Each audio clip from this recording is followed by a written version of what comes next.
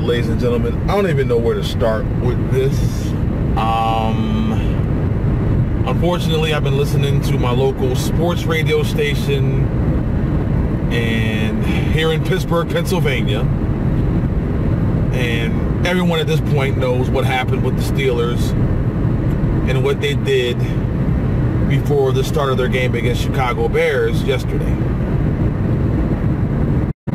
I really would like to know what was the thought process, who decided to put it up to a vote, I believe. And I'm looking at it like this.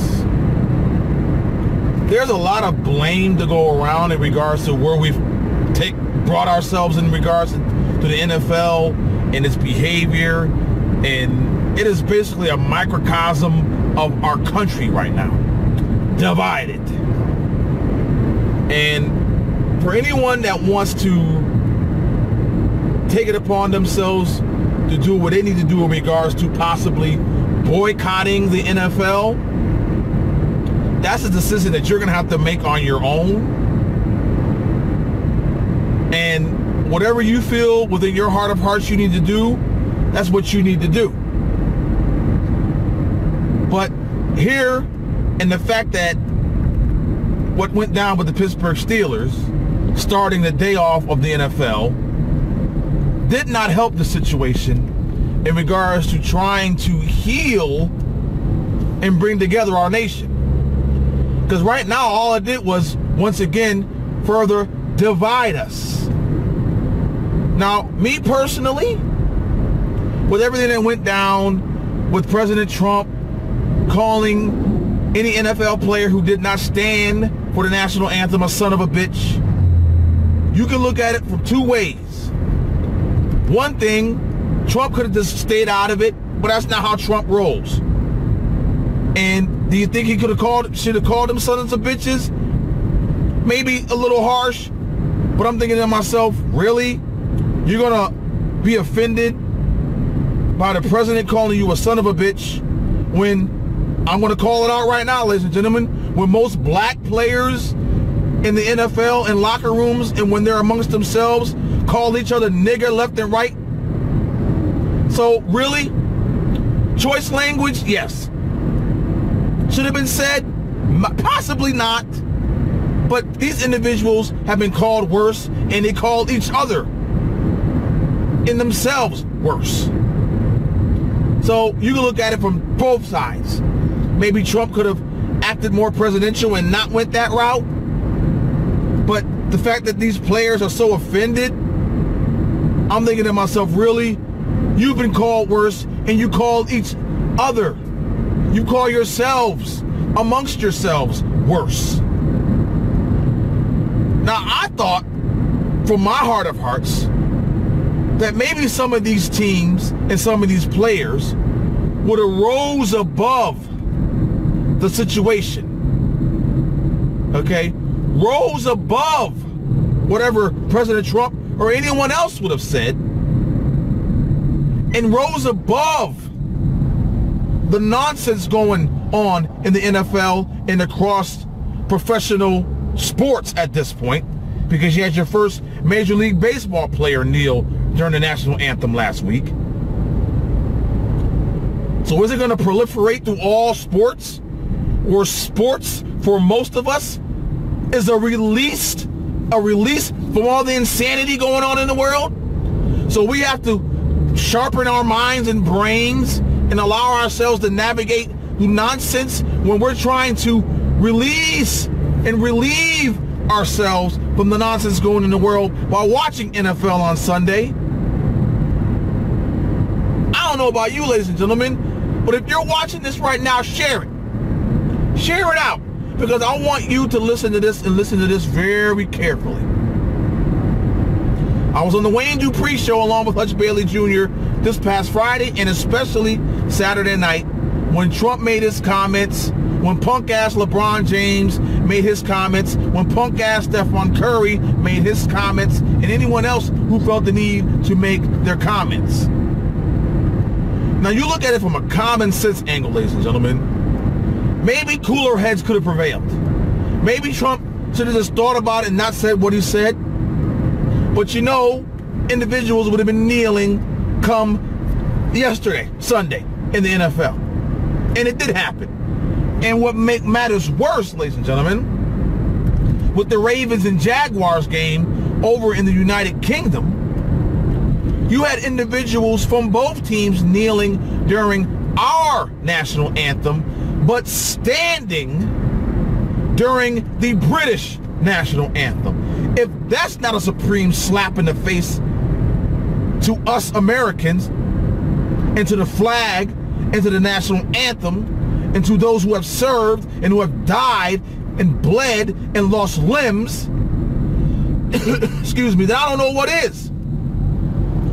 If I was in charge of the NFL, I would have found out who kneeled over in the United Kingdom during our national anthem, and I would have revoked their passports, and I would have left their punk asses over there. That's just me. So it started with that, ladies and gentlemen. And as I said at the beginning of this, the Pittsburgh Steelers, and I'm living right here in Pittsburgh, Pennsylvania, and I'm thinking to myself, why are they doing this? When I first heard about it, who made the decision to even bring it up to a vote in regards to what they were planning on doing?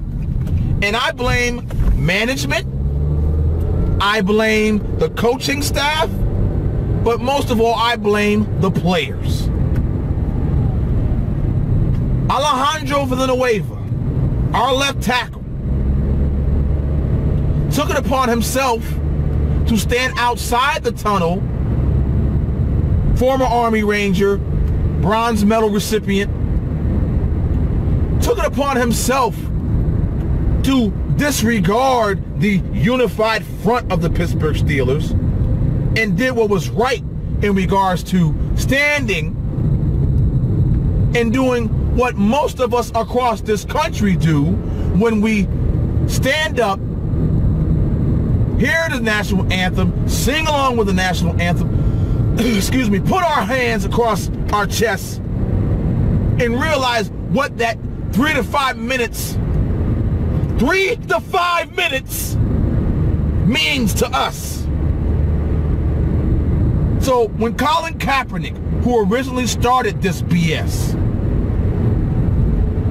decided to take a knee during the national anthem because he was feeling he needed to do that in regards to shedding a light of protest in regards to supposedly how America as a whole, as he said, treats minorities here in America. Well, I'm sorry, ladies and gentlemen. You mean to tell me that an individual of an adult age can't realize and understand that America as a whole does not have these racist tendencies that these individuals feel, that America as a whole has dug itself out of many situations in regards to how we treat our fellow man? I'm not going to sit here and say that America is perfect, because none of us are. No one walking this planet is. But you mean to tell me, after all the blood, sweat, and tears of the civil rights movement, and up until this point, you mean to tell me, Colin Kaepernick, who declined, excuse me, that 1 year, $14 million contract, so it isn't like the 49ers didn't want his ass back. He could have took that $14 million contract, and guess what he could have done with it, ladies and gentlemen? If he wanted to be such an activist, then use that money that you taken in by this so-called bigoted racist country and go out and do your activism. Use that money. Put your money where your mouth is, Colin Kaepernick, and anyone else who feels they need to kneel during the national anthem and show utter disrespect for our country and for what it stands for. You may have these feelings and emotions, Colin Kaepernick and anyone else who has kneeled during the national anthem, not just in the NFL. Unfortunately, you have individuals across this country, like that one particular coach who allowed 8- and 9-year-olds to kneel during the national anthem, knowing that an 8- and 9-year-old has no idea what's going on in regards to what we're dealing with in regards to our lives here in America. And I mean, I just have a couple more minutes before I have to end this.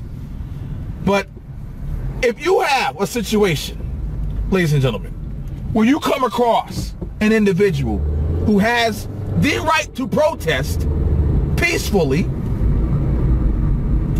but I'm thinking like this, ladies and gentlemen, why would you choose the 3 to 5 minutes of probably some of the most solemn time that we as America hold dear to our hearts, the national anthem, and raising up of the flag and allowing ourselves to immerse ourselves in the greatness that America is? America's not perfect. As I stated, none of us are. But the individuals who are protesting should realize, especially these millionaires in the NFL and across professional sports, that they know damn well that they couldn't do what they're doing if they were freaking in Syria or Afghanistan or Pakistan or any other oppressive regime that's in our globe, on our globe right now.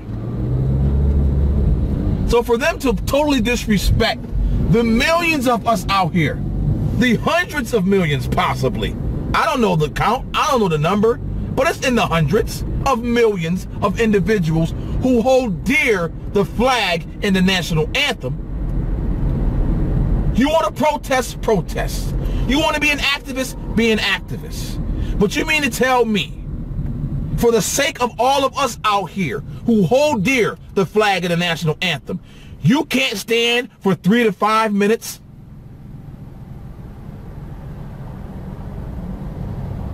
That shows me where your head is.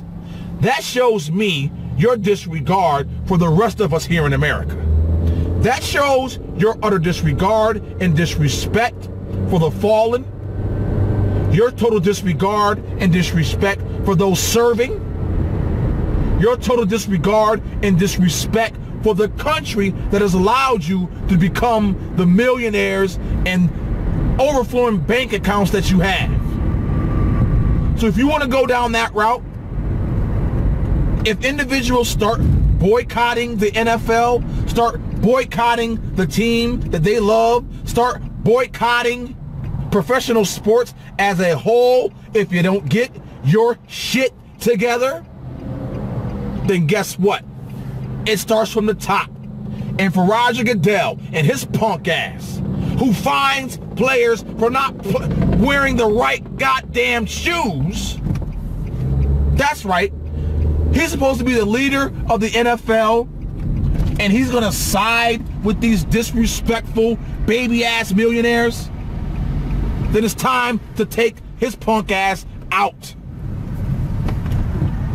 It is time to relieve Roger Goodell of commissioner duties of the NFL. And I'm trying to find a spot here in my 9 to 5.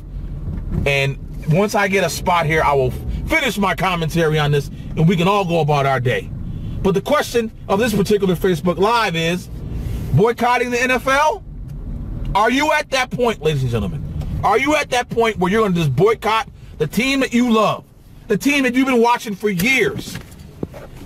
Are you ready to do that? As I stated, I love the Pittsburgh Steelers. I've loved them, been a fan since I moved here to Pittsburgh in 1992.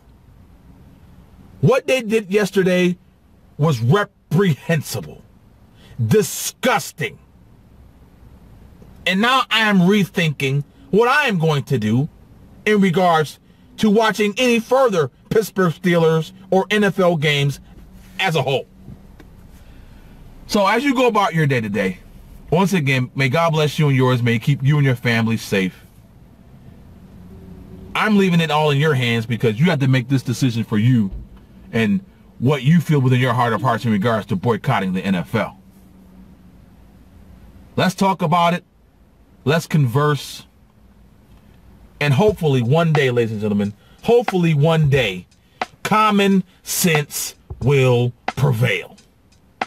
God bless. Peace.